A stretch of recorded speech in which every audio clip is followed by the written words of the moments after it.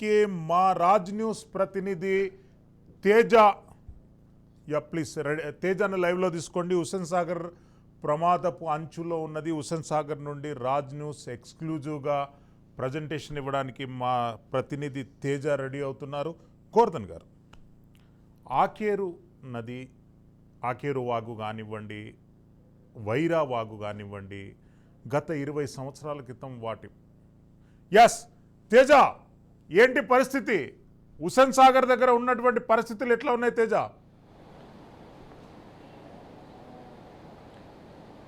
శ్రీశైలం గారు, మనం చూస్తూనే ఉన్నాం. మొత్తం అసలు ప్రకృతి విలయ తాండవం చేస్తే ఏ స్థాయిలో ఉంటుంది, ఆ భయానక వాతావరణం ఏ స్థాయిలో ఉంటుంది అనేటువంటిది మనం ప్రస్తుతం చూస్తూనే ఉన్నాం. 2 తెలుగు రాష్ట్రాలు కూడా పూర్తిగా అతలాకుతలమైనటువంటి పరిస్థితి. ఎందుకంటే 48 గంటలుగా నిరవధికంగా కురుస్తున్నటువంటి వర్షానికి ఇటు నగరము, రూరల్ ఏరియాలు, సిటీ ప్రాంతాలు, పట్టణ ప్రాంతాలను కాకుండా మొత్తం కూడా జలమయమైనటువంటి పరిస్థితి ఉంది. మరొక 72 గంటల పాటు ఈ విధమైనటువంటి పరిస్థితి ఉంటుంది అనేటువంటిది అయితే హైదరాబాద్ వాతావరణ శాఖ అంచనా వేసి చెప్తున్నటువంటి పరిస్థితిగా కూడా మనం చెప్పాలి. ఎందుకంటే ఇటు వాతావరణ శాఖ అధికారులు కూడా చెప్తున్నారు, సగటున 6 సెంటీమీటర్ల పాటు మేర వర్షపాతం నమోదైతేనే అది భారీ వర్షం కింద దాన్ని పరిగణిస్తారు. కానీ 12 సెంటీమీటర్లు కొన్ని చోట్ల 30 సెంటీమీటర్లు, కొన్ని చోట్ల 40 వరకు, కొన్ని చోట్ల 40 సెంటీమీటర్ల వరకు కూడా కొంత వర్షపాతం నమోదవుతున్నటువంటి పరిస్థితి. ప్రస్తుతం మనం హుస్సేన్ సాగర్ ఈ ట్యాంక్ బండ్ దగ్గర ఉండేటువంటి ప్రాంతం ఉంది.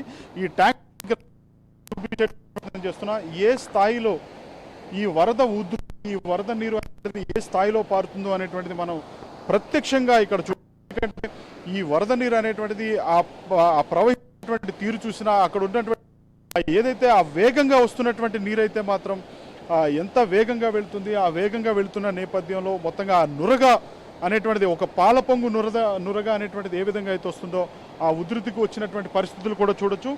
ఇక్కడే మన ఐడిపిఎల్ నుంచి కూడా ఇక్కడికి ప్రవహించేటువంటి నీరు ఉంటుంది. ఆ ఐడిపిఎల్ నుంచి వచ్చేటువంటి నీరు కూడా చాలా ఉధృతంగానే ఆ తూముల నుంచి కూడా, ఆ మార్గం నుంచి కూడా చాలా ఉధృతంగా ప్రవహిస్తున్నటువంటి పరిస్థితి కనిపిస్తుంది. ఎందుకంటే కొన్ని చోట్ల పూర్తిగా ఇటు ఇళ్లలో కూడా నీళ్లు వచ్చినటువంటి పరిస్థితి. కొన్ని నగరాల్లో లోతట్టు ప్రాంతాలన్నీ కూడా జలమయమైనటువంటి పరిస్థితి. ఇప్పటికే ముఖ్యమంత్రి రేవంత్ రెడ్డి అయితే మాత్రం సత్వరమే స్పందించడమే కాకుండా ప్రతి జిల్లాకు 5 కోట్ల రూపాయలు యుద్ధ ప్రాతిపదికన అక్కడ తుఫానుకి సంబంధించినటువంటి కార్యక్రమాల కోసం ఆయన ఇప్పటికే ఏర్పాటు చేసినటువంటి పరిస్థితి కూడా కనపడింది. మొత్తంగా చూస్తే మాత్రం అంటే ఇటు ఖమ్మం జిల్లాలో కావచ్చు, ఖమ్మంలో ఉన్నటువంటి పరిస్థితి చూసినా, అదేవిధంగా ఇటు భూపాలపల్లి, జయశంకర్ భూపాలపల్లికి సంబంధించి అక్కడ లక్ష్మీ బ్యారేజీ దగ్గర వరద ఉధృతి కూడా చూసినటువంటి పరిస్థితులు కూడా మనం చూడొచ్చు. కాళేశ్వరం దాని దగ్గర కూడా ఏ స్థాయిలో కూడా వరద నీరు అనేటువంటిది, ఈ వర్షపు నీరు అనేటువంటిది ఎంత ఉధృతంగా ఆ ప్రవాహాలు ఉన్నాయి అనేటువంటిది కూడా మనం చూడొచ్చు. ఏది ఏమైనప్పటికీ కూడా కొన్ని చోట్ల రోడ్లన్నీ కూడా కొట్టుకుపోయినటువంటి పరిస్థితి కనపడింది. కొన్ని చోట్ల రైల్వే ట్రాక్లు కూడా కొట్టుకుపోయినటువంటి పరిస్థితి కనపడింది. మొత్తంగా కొన్ని ప్రాంతాల్లో అయితే మాత్రం ఈ రైళ్ల రాకపోకలకి అంతరాయం కలగటమే కాకుండా 481 రైళ్ల వరకు కూడా ఇప్పటికే రద్దు చేసినటువంటి పరిస్థితి కూడా కనపడింది. ఎక్కడైనా కానీ ప్రకృతి విలయతాండవం చేస్తే ప్రకృతిని ఎప్పుడైనా కానీ కాపాడుకోవాలి. ప్రకృతిని ఎలాంటి విపత్తులు సంభవిస్తాయి, ఆ విపత్తులు వచ్చినప్పుడు ఎలాంటి భయానక వాతావరణాలు వస్తాయి, దానివల్ల జనజీవనం ఏ స్థాయిలో. ముఖ్యమంత్రి రేవంత్ రెడ్డి గారు కమాండ్ కంట్రోల్ సెంటర్ నుండి రివ్యూ నిర్వహించారు. ఎలాంటి అంశాలపైన ఫోకస్ పెట్టారు? జిహెచ్ఎంసీ పరిధిలో ఎలాంటి జాగ్రత్తలు తీసుకోబోతున్నారు? మేయర్ కానివ్వండి, కమిషనర్ కానివ్వండి, గత 24 గంటల నుండి ప్రజాసేవలో నిమగ్నమై ఉన్నారు. ఏంటి వాళ్ళ ప్లాన్ ఆఫ్ యాక్షన్? మనం చూస్తే, ఎందుకంటే ఇటు జిహెచ్ఎంసీ మేయర్గా ఉన్నటువంటి గద్వాల విజయలక్ష్మి కావచ్చు, జిహెచ్ఎంసీ డిప్యూటీ మేయర్గా ఉన్నటువంటి శ్రీలత శోభన్ రెడ్డి కావచ్చు, జిహెచ్ఎంసీ కమిషనర్గా ఉన్నటువంటి ఆమరపాలి కావచ్చు, ప్రత్యేకించి హైడ్రా కమిషనర్గా ఉన్నటువంటి రంగనాథ్ కావచ్చు, వీరంతా కూడా నిత్యం ప్రజల్లోనే ఉంటున్నటువంటి పరిస్థితి. అంటే 3 రోజుల పాటు ఏదైతే ఈ ప్రభుత్వ శాఖలన్నిటికీ కూడా సెలవులను అయితే రద్దు చేసినటువంటి పరిస్థితి. ఎందుకంటే 24 గంటలు కూడా ప్రతి శాఖకు సంబంధించినటువంటి ప్రభుత్వ ఉద్యోగులంతా కూడా అందుబాటులో ఉండాలి అనేటువంటిది అయితే చెప్పారు.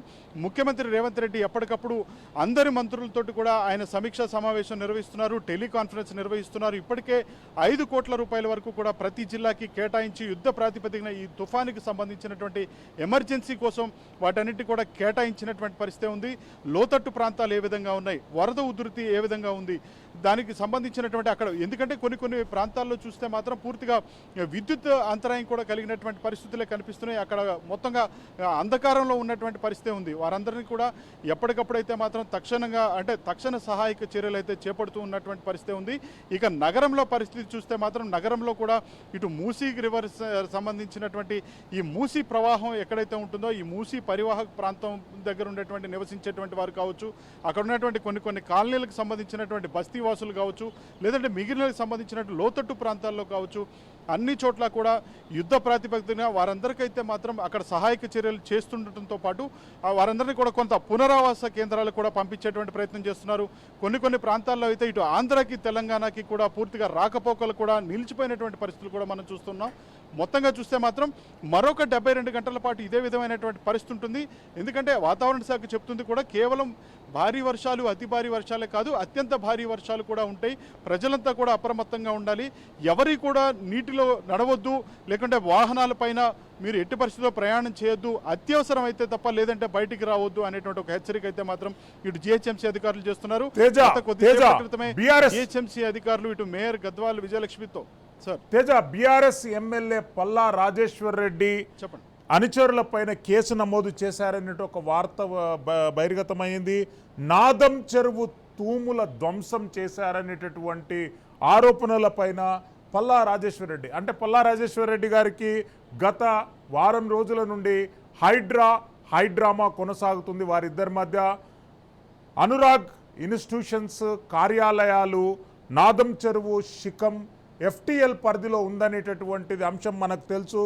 ఒక్కసారిగా వర్షాలకు నాదం చెరువు నిండేసరికి పల్లా రాజేశ్వర్ రెడ్డికి చెందినటువంటి కొంతమంది వ్యక్తులు తూములు ధ్వంసం చేశారనేటటువంటి వార్తలు వస్తున్నాయి. ఎంతవరకు వాస్తవం అది? అయితే ప్రత్యేకించి చూస్తే మాత్రం ఈ విధమైనటువంటి వ్యాఖ్యలు వస్తున్నాయి. అక్కడ స్థానికంగా ఉన్నటువంటి వారు కొంతమంది ఎవరైతే ఉన్నారో వారంతా కూడా ఈ విధంగా ఆ పల్లా రాజేశ్వర రెడ్డికి సంబంధించినటువంటి అనుచరులు అక్కడ కొంత తూములు ధ్వంసం చేసేటువంటి ప్రయత్నం చేశారు అనేటువంటి అయితే అక్కడ కొంతమంది చెప్తున్నటువంటి పరిస్థితుంది. ఈ విధమైనటువంటి కొంతమంది ఫిర్యాదులు కూడా ఇటు హైడ్రా దృష్టికి తీసుకొచ్చినటువంటి పరిస్థితుంది. ఎందుకంటే హైదరాబాద్కి సంబంధించినటువంటి కమిషనర్గా ఉన్నటువంటి రంగనాథ్ కూడా ఈ అంశాన్ని ఫిర్యాదుల రూపంలో ఇచ్చేటువంటి ప్రయత్నం చేస్తున్నారు. మొత్తంగా కొంతమంది అయితే మాత్రం కొన్ని మెసేజ్ల రూపంలో కూడా పంపించేటువంటి ప్రయత్నం చేస్తున్నారు. ఎందుకంటే వర్షం ముఖ్యమంత్రి రేవంత్ రెడ్డి చాలా ప్రతిష్టాత్మకంగా తీసుకొని హైడ్రాను ఏర్పాటు చేశారు. ఈ విధమైనటువంటి విపత్తులు ఇప్పుడు ఏదైతే మనం చూస్తున్నాం హైదరాబాద్ నగరంలో ఒక చిన్నపాటి వర్షం వస్తే చాలు, కేవలం 10 నుంచి 15 నిమిషాలు వర్షం పడితే చాలు నగర వీధులన్నీ కూడా జలమయమవుతున్నటువంటి పరిస్థితి, చెరువులను తలపించేటువంటి రోడ్లే మనకు కనపడేటువంటి పరిస్థితి. ఇవన్నీ కూడా గతంలో ఉన్నటువంటి చెరువులు, గతంలో మీరు కూడా డిస్కస్ చేశారు, ఎన్నోసార్లు మీరు చెప్పినటువంటి పరిస్థితి. నక్కవాగు ఏమైపోయింది? నక్కవాగు నుంచి ఎన్టేరు దగ్గర నుంచి ఎచ్చర్ల వరకు ఇటు ఫిరంగోని మీదుగా కూడా ఎచ్చర్ల వరకు వెళ్ళేటువంటి మార్గాలు కూడా మూసుకుపోయినటువంటి పరిస్థితి ఉన్నాయి. ఇవన్నీ కూడా ఎందుకంటే కొన్ని ఇటు విద్యా సంస్థలన్నీ కూడా కొన్ని చెరువుల్లో కూడా ఫాతిమా ఇన్స్టిట్యూషన్స్ కావచ్చు, లేదంటే ఇప్పుడు మీరు మనం ప్రస్తావిస్తున్నట్టుగా కూడా పల్లా రాజేశ్వర రెడ్డికి సంబంధించినటువంటి అనురాగ్ ఇన్స్టిట్యూషన్స్ కావచ్చు, ఇవన్నీ కూడా FTLలో కూడా నిర్మించినటువంటి నిర్మాణాలు. ఈ నిర్మాణాలన్నీ కూడా ఇప్పుడు మనం ఇబ్రహీంపట్నం కూడా ఒక ఉదాహరణగా కూడా తీసుకోవచ్చు. కృష్ణానది పరివాహక ప్రాంతానికి సంబంధించినటువంటి దాన్ని ఆనుకొని ఉన్నటువంటి ప్రాంతం అవంతా కూడా ఈరోజు జల దిగ్బంధంలో చిక్కుకున్నటువంటి పరిస్థితి, జనజీవనం స్తంభించిపోయినటువంటి పరిస్థితి. 24 గంటల నుంచి 48 గంటలుగా కూడా అక్కడ రాకపోకలు బంద్ అవటమే కాకుండా పూర్తిగా జల దిగ్బంధంలో అక్కడ ఉన్నటువంటి ప్రజలంతా చిక్కుకున్నటువంటి పరిస్థితి. ఇలాంటి విపత్తులు కేవలం ఒక నిర్మాణాలు చేపడితే కాదు, ఈ నిర్మాణాలు చేపట్టేటువంటి దాంట్లో కూడా జాగ్రత్తలు తీసుకోవాలి. లేదంటే ప్రకృతి ఇలాంటి విపత్తులు వచ్చినప్పుడు మాత్రం చాలా ఇబ్బందికరమైనటువంటి వాతావరణాలు ఏర్పడతాయి అనేటువంటిది అయితే అక్కడ కూడా రియలైజ్ అవుతున్నటువంటి పరిస్థితులుగానే చెప్పాలి. తేజ, మీ అప్డేట్స్ చాలా వాల్యుబుల్గా ఉన్నాయి. Thanks for your information. ఇంకెక్కడన్నా ఎలాంటి విపత్కర పరిస్థితులు ఎదురవుతుంటే దయచేసి వాటి మీద ఫోకస్ చేయడానికి ప్రయత్నం చేస్తూ